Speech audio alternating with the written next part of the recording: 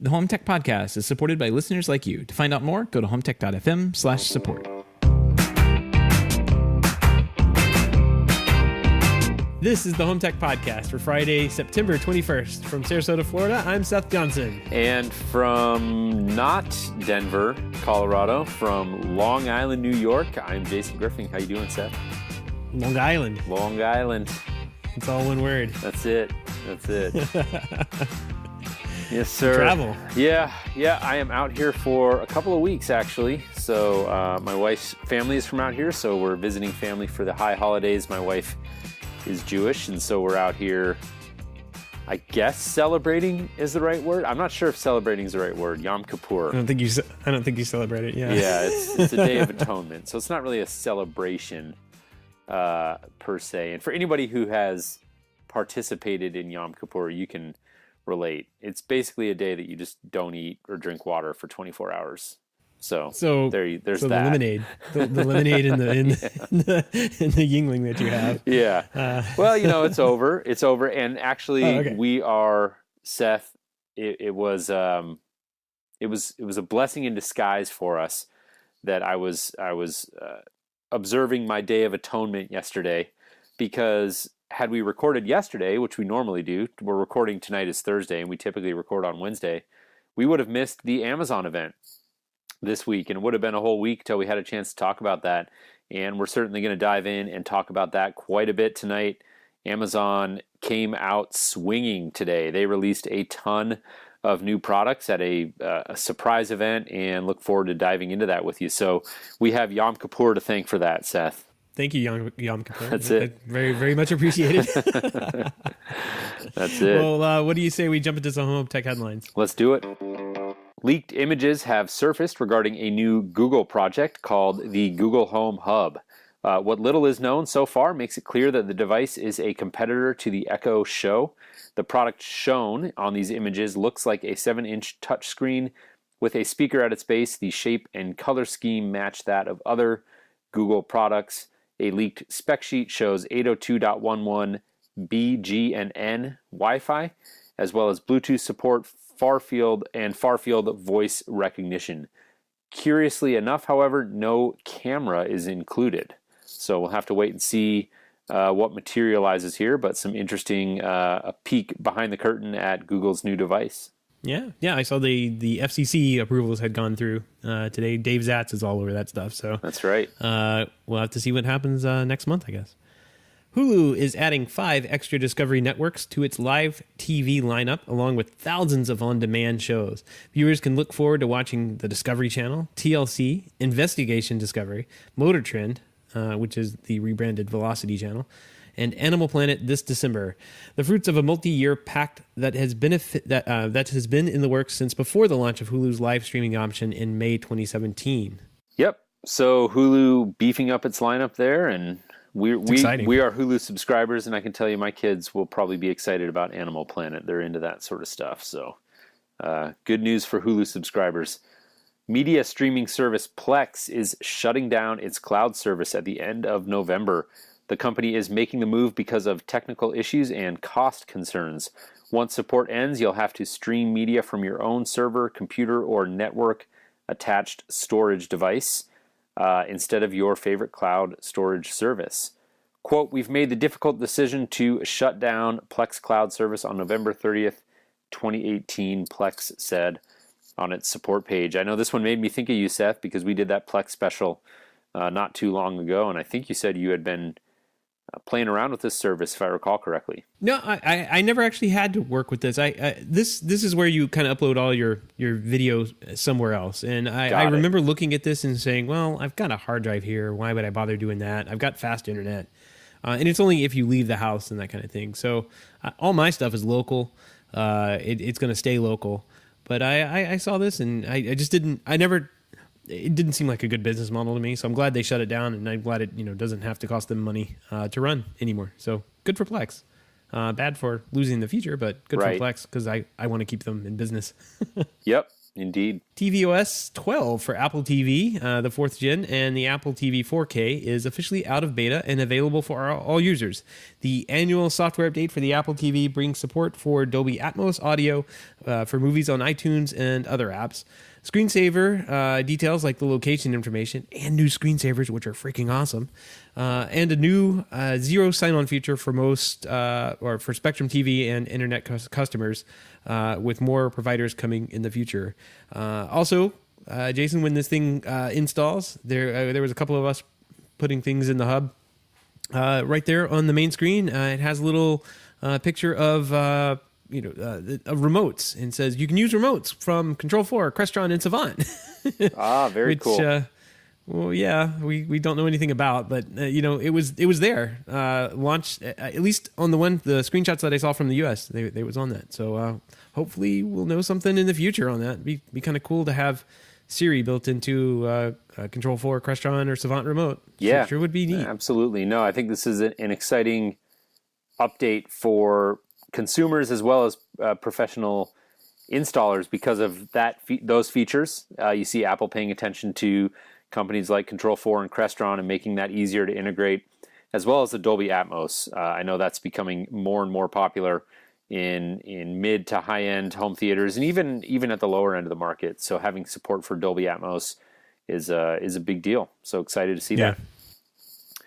Speaking of Apple, they have announced that the HomePod will soon be able to make and receive phone calls as well as search music by lyrics. These are both features that rival speakers like Google Home have been able to do for some time, but that is definitely good news for HomePod users.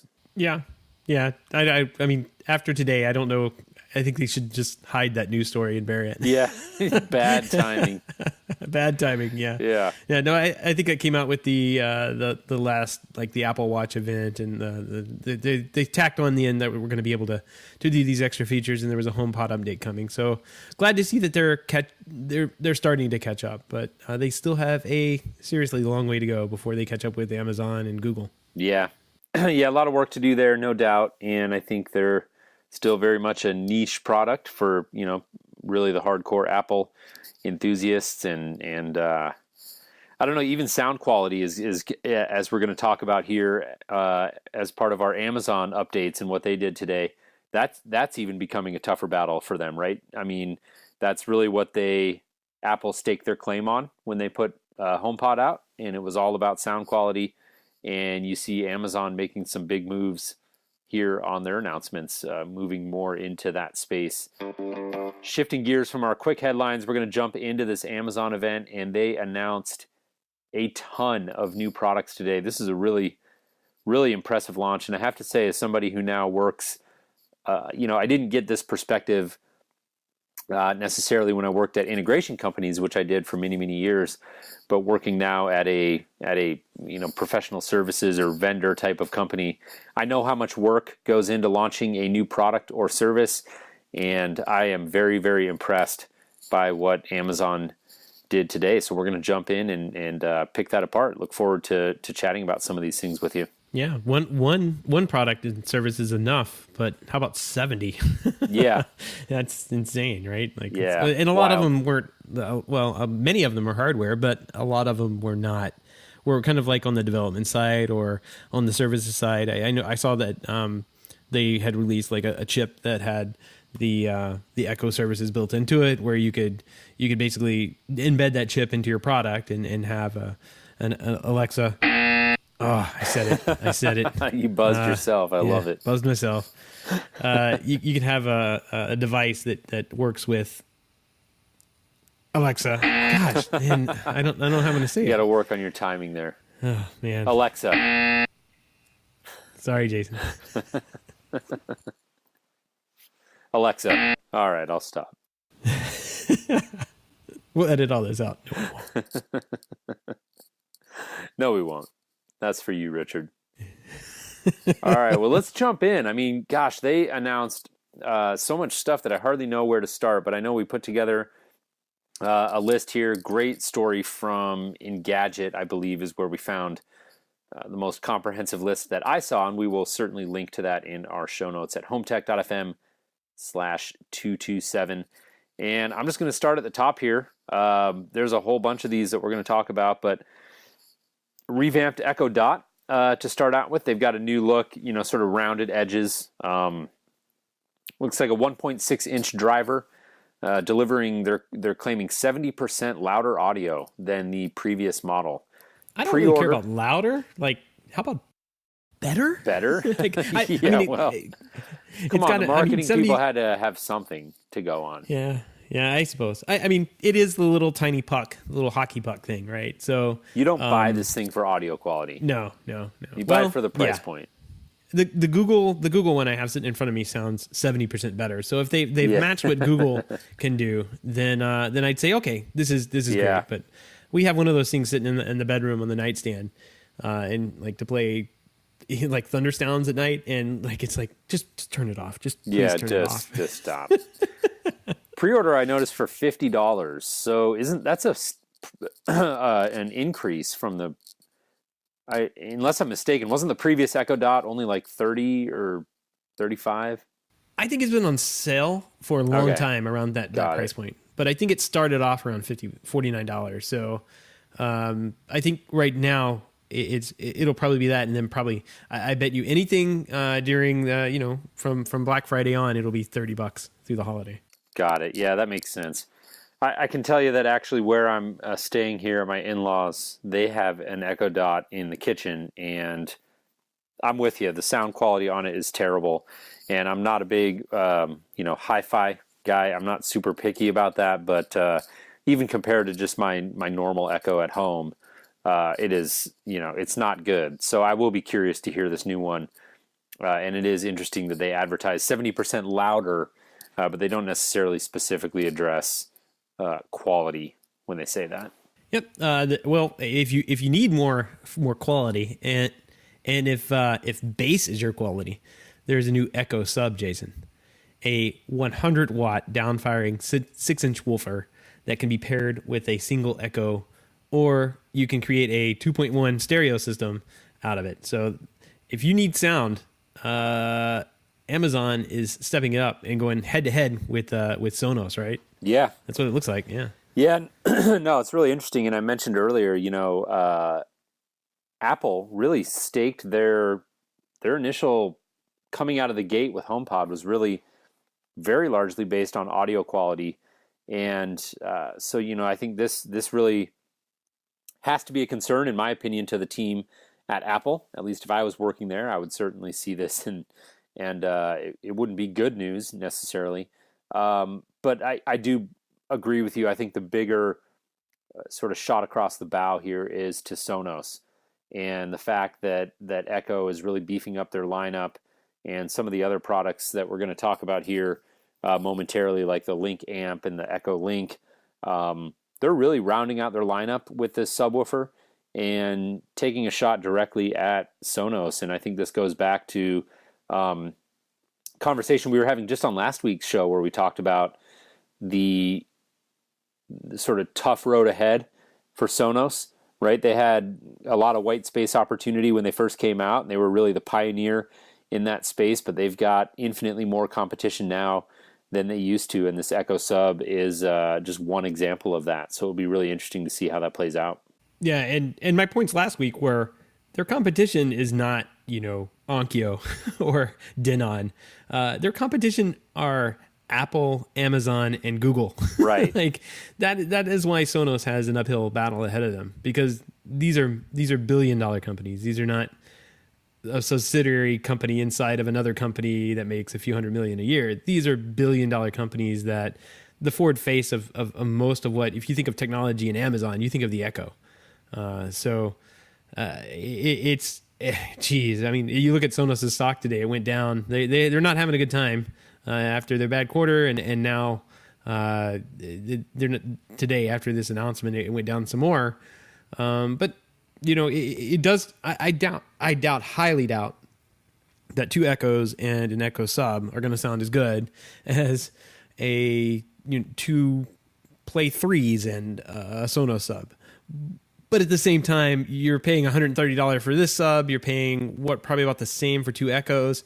That's substantially less money to shell out for this 2.1 system than it is for a Sonos system that may sound marginally better. Right.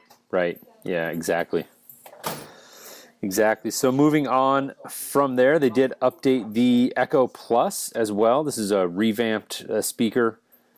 It does have a feature called local voice control, which I think is one of the more interesting and probably underreported aspects of this event, which lets you adjust your various smart home devices even if your internet connection is down. And I think that's a big step in, I would say, the right direction for both Amazon and users of the A word. I stopped myself there, Seth. Echo. I'll say Echo. I'm ready. In any event, that ability to do local voice control and do some processing without being 100% reliant on the cloud is, I think the significance of that could easily be lost on the average consumer who's keeping an eye on this event. But for anybody who's kind of thinking through those what ifs and trying to figure out their control platform of choice for their home and evaluating Alexa for whatever sort of use. That's going to be very effective, by the way. It's like the Pavlov shock training. That's right. Anyways, that's a significant story, and I think it was good to point that out. I noticed you highlighted that in red here on our show notes. Yeah, I mean, that's why I love using my HomeKit stuff so much. When it works locally, it is as fast as using any Control 4 gear that I have, right? Right. So I say turn on the lights turn on. And I say good morning, good night, whatever. Siri takes care of it, and it works super fast. So and quite frankly, it's been super reliable lately. Like I don't know if they've been updating or beefing up Siri servers again, but or I just happen to be sitting on the good one and not the bad one that hasn't gotten the updates. But like they've definitely done some work. From what I can tell, they've done some work to beef it up. But this has potential to be that, right? So if you can do the local voice control, the internet goes down, you can yell at the Echo to turn off your lights or do something in the kitchen or set a timer, and potentially has the ability to do some of those limited tasks without having to call out to the internet and do some processing. It's great. Also has a built-in temperature sensor and, again, pre-order. So a lot of these devices, we're seeing a pattern here. Pre-order. $150 starts shipping in October is what they're stating with this one. The next device that they announced was a new Chromecast-like audio dongle called Echo Input. It has Bluetooth, a microphone, and a 3.5 millimeter jack. This basically is just like the Chromecast. It doesn't have a speaker connected to it, so you can connect it to your existing audio setup and yell at Alexa. Oh, Jesus, I did it again. So this is basically so you can add smart speakers into a dumb stereo system, just like you would with a Chromecast. Right. Pre-order now for $35, and it ships later in the year. I'm assuming that later in the year means it will be here by holiday time, right? Yeah. I mean, that language definitely leaves it open to interpretation, but there's not a whole lot of time left in the year here. We're down to less than, what do we got? 3 months, a little over 3 months, I guess. So not a whole lot of time left in the year. So that language later in the year definitely feels further off than it is. So if they're able to hold true to their word there, then we'll see a bunch of these, because I'm scrolling through these notes right now, and I'm seeing October later this year. So they've got quite a few of these coming out very, very soon. Moving on, this is one of the most interesting ones to me as it relates to the world of, I don't want to pigeonhole this by saying professional, because this is very much applicable to really anybody who has their own sort of audio setup, simple stuff, receivers or speakers of their own. This is not rocket science to do this stuff. This is very much a shot across the bow for Sonos, the Echo Link amp and Echo Link. So this is the amp is a 60-watt 2-channel amplifier with digital and analog connectors. $300. Ships in 2000. Looks like our show notes got cut off. I'm going to assume that's probably 2019. We can double check that. Yeah, 2019 in the story.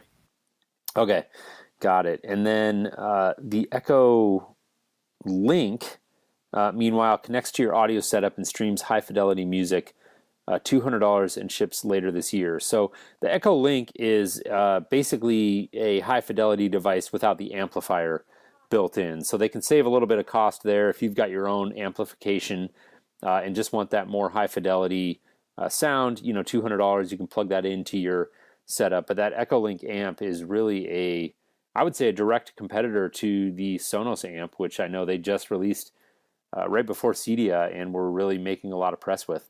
Yeah, I'm laughing at it because it's like it looks a little square box, and I wonder if there are going to be all of these other companies out there connecting this to like making wall mounts for it and that kind of thing. I don't know. Oh, there certainly will. Yeah. Amazon also updated the Echo Show, which is their 10-inch display, like the smart speaker with the display. Has built-in smart speaker and microphones. It has web browsers this go around, so Firefox and Amazon Silk. And it'll also support Skype video chat. So maybe, Jason, we'll be able to do our Skype calls over the Amazon Echo Show. Yeah. $230 price tag. I don't know. I'll have to see if that's worth it. I do have to say that this Echo Show looks infinitely better from a design perspective, yes, than the previous one, which looked kind of like a miniature. Remember rear projection TVs? Yep, absolutely. Like the shape of those. That's kind of what the old one looked like. Very sort of clunky. DLP TV. And a lot of people. Yeah, that's right. And a lot of people, have sort of had that complaint about the first Echo Show. It very much felt like a kind of a minimum viable product. Like they just needed to get something done and get it shipped. And, I respect Amazon for that. They're a company that is willing to experiment and get new products out there.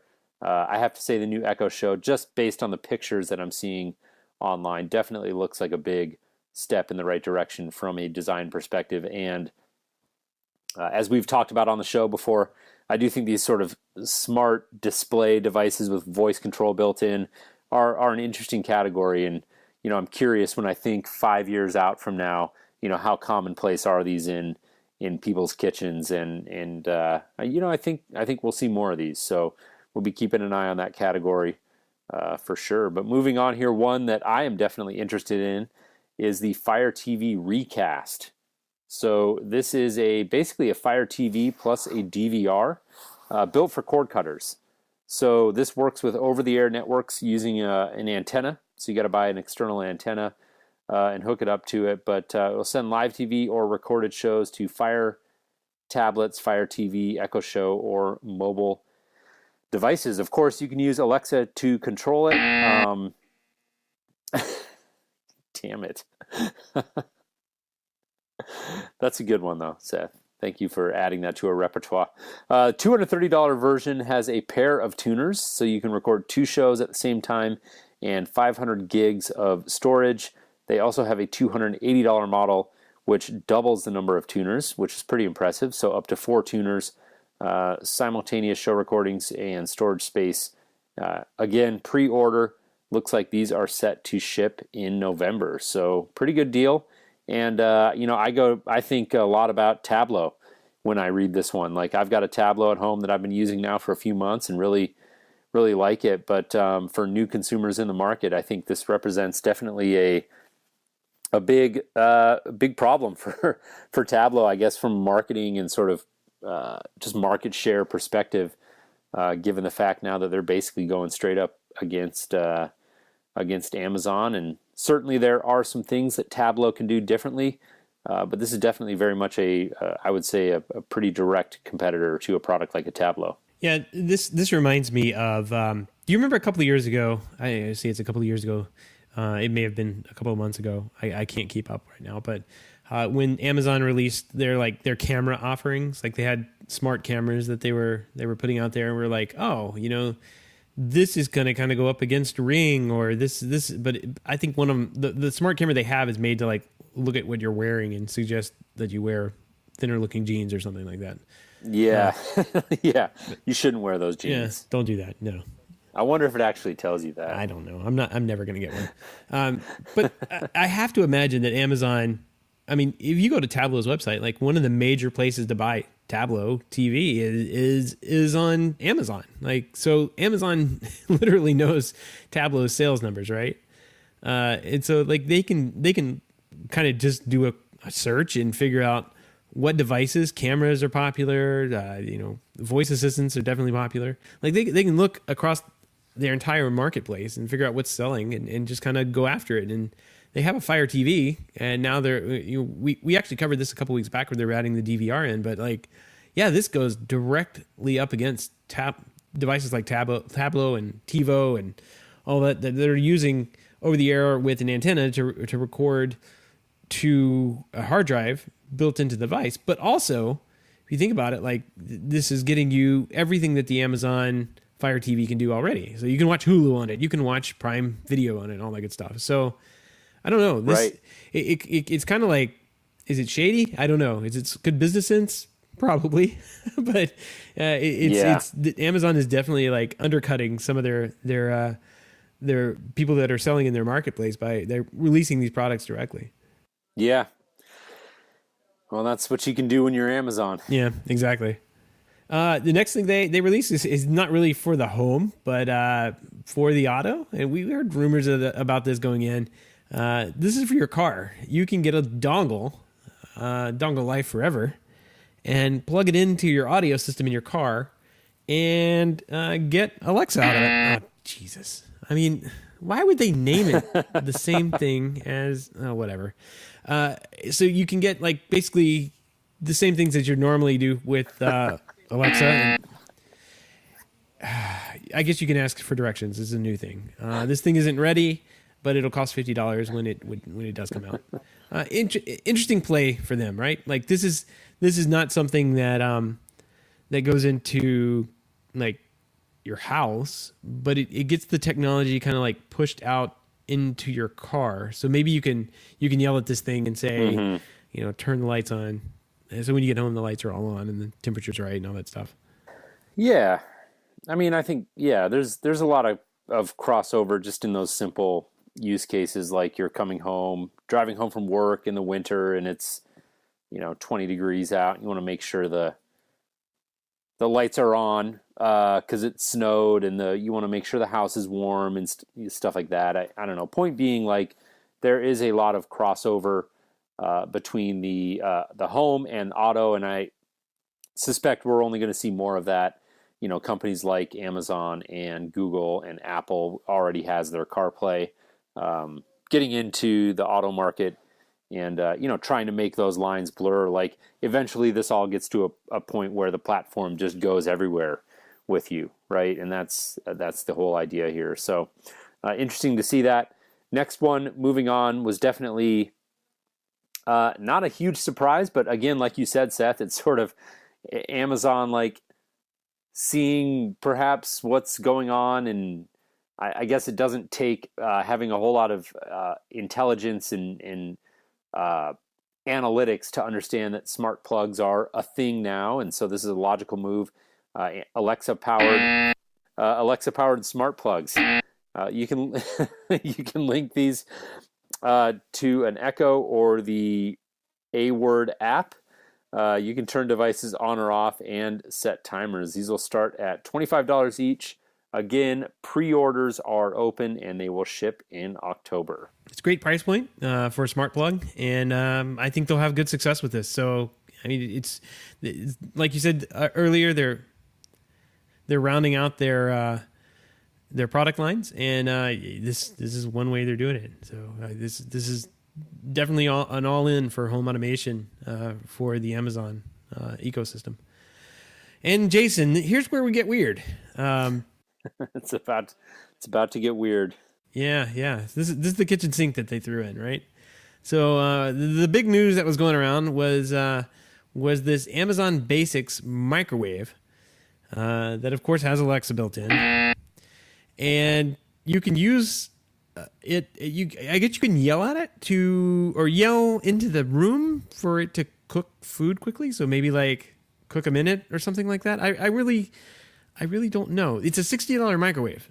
I don't understand that. Yeah. Like at what point just stop and think about the last time that you used a microwave and consider how useful voice would have been versus just pushing all the microwaves now have that like express button where you just push like number 1 and it cooks for 1 minute or 2 minutes or 3 minutes. Like, why would I use voice to control my microwave? I'm not seeing this one. I don't know. You sound like a Luddite when you say it that way, though. Like, I gotta like say, a savage. Yeah. Well, I mean, like, yeah, because I mean, we use we're already lazy enough where we're like pushing like 111 or 222 instead of 2 minutes. You know, like we're already lazy enough to do it that way. Like, I guess this is just the next iteration of that process, right? This is where we're gonna go from pressing 1111 and hitting start to just saying, you know, start the microwave for a minute. No, but it literally takes me more time to say, Alexa, cook my potato for 1 minute versus I literally push the number 1 and start. Yeah, I guess. I don't, and of course there may be maybe not. There is a delay now, but maybe with the local control it'll work faster. I don't know. But like the oven I could see. Yeah, preheat to whatever and let it do its thing. Yeah. Yeah, but like the microwave is like you're always at the microwave. I don't know. I think Jason, I think people are lazy when it comes to cooking, and if they make the microwave even lazier, I think it'll be a winner. It's a $60 microwave. This thing can't be that great anyway. Like, yeah, it's going to take a while to cook. That's what I actually Googled that because it's been so long since I bought a microwave, like that I had no idea where that stood in the spectrum of microwave pricing. So I went online, and yeah, that's a fairly low end. I mean, there are certainly microwaves you can buy for cheaper, $35, $40, but they go up from there. So definitely not a high-end microwave, and I don't know, I'm not seeing the use case, but I got to tell you, I think this was a brilliant PR move from Amazon because it got everybody talking, including us. Yeah, everybody's talking about this stupid microwave. Stupid and voice control microwave. Yeah. It's probably the worst microwave that you could... this would work well, I guess, maybe in a dorm, like a $60 microwave. That's what I had in my dorm. Like, it's probably got 30 watts for this thing, and it takes 5 minutes to cook, reheat some food. But, I don't see myself ordering this at all. But, like you said, this is great PR. Everybody's not even talking about the really cool products that they did come out with and the fact that you can do local voice control. But they are talking about this stupid microwave. Right. Those stupid microwave. So anyway, title. We'll see. Yeah. There you go. Last but not least, there were, like you said, there were like 70 updates they claimed. I think we got all the hardware ones on here. Or at least most of them. So last but not least for our show, the Echo wall clock. This is kind of neat. I think this gives you a visual display of any timers you have set. And I know that we sort of joke about this in the world of smart home. Like, Seth, you've joked about this multiple times. People talk about the Echo and the platform and how useful it is. And they say, well, it makes a great kitchen timer. Right, I can ask my Echo to set a kitchen timer, and it does a really good job at that. It is. I think all of us who own those devices use that. This will give you a visual display of any timers that you have set using LED minute markers and a countdown for the last 60 seconds. It does update to the correct time of year, so when you're not using it as timers, as a timer, it does show you the time of day, and it'll do that automatically.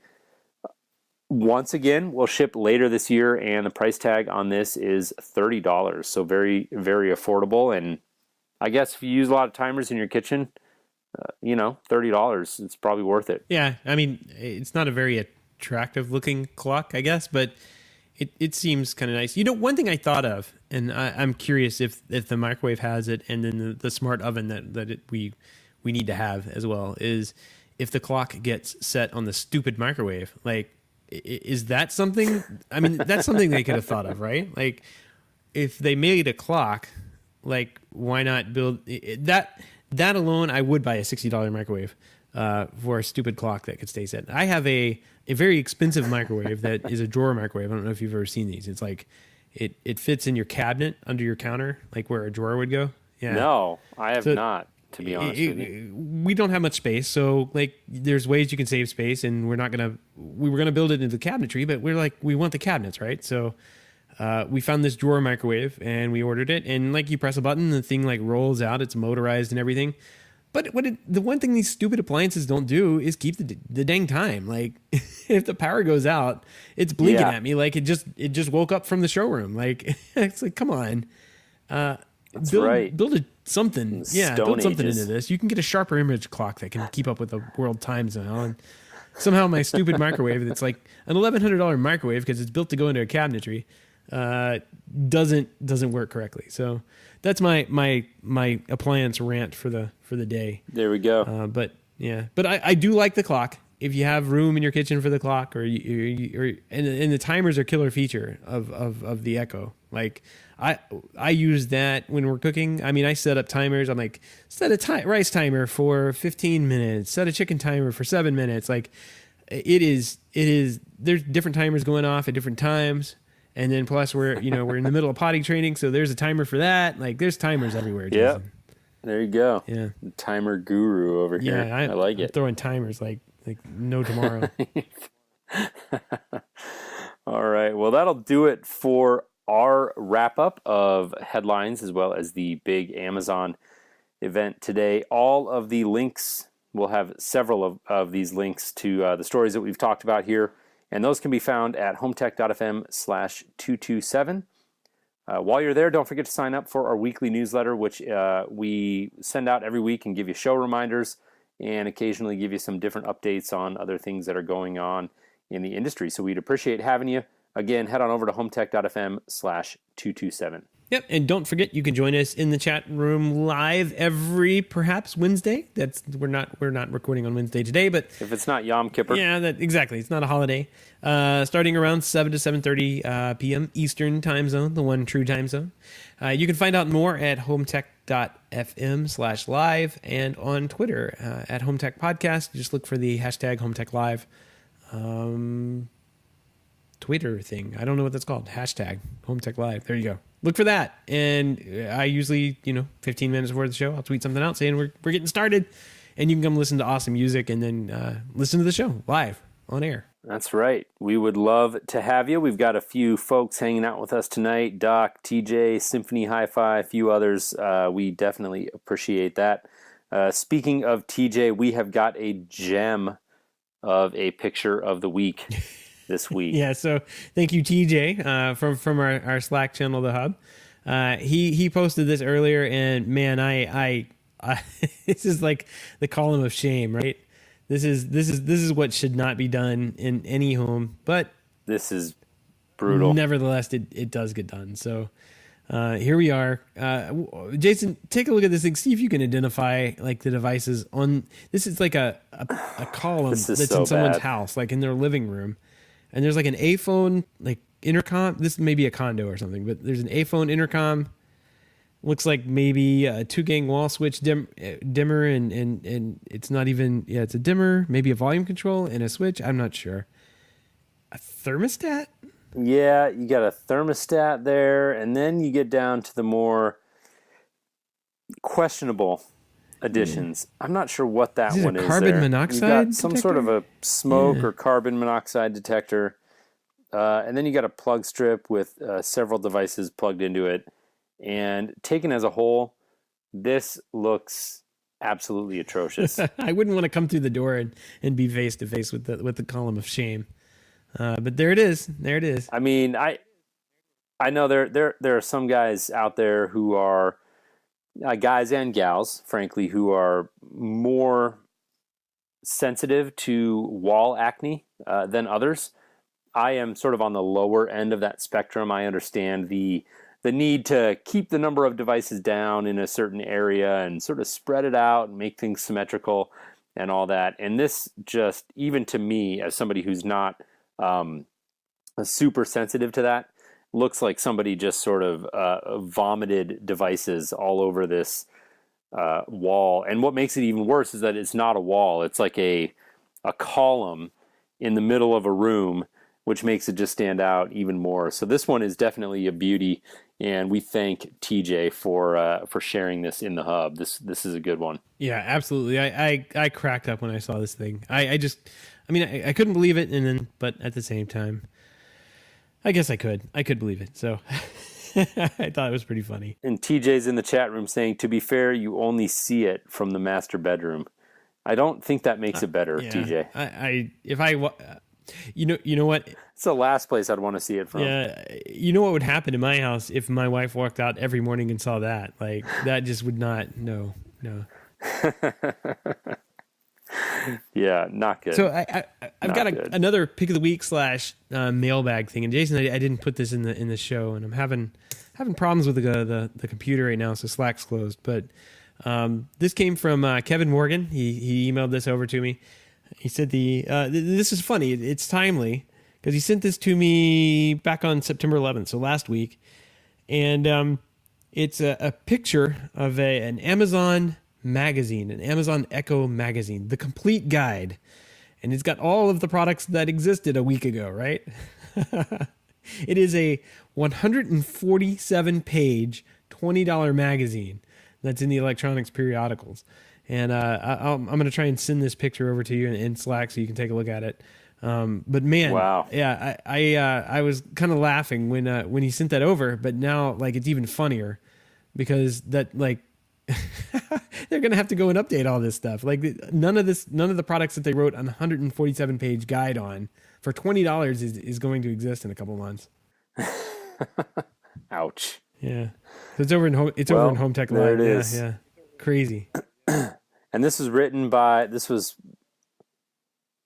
Amazon put this out? Or? No, this is independent. It says independent handbook for Amazon Echo users. So it's not, has nothing, no affiliation with Amazon. Their logos aren't on anything like, well, I guess they're on the products, but it's basically a guide, kind of like the dummies books, like set up your Echo, get the most out of Alexa.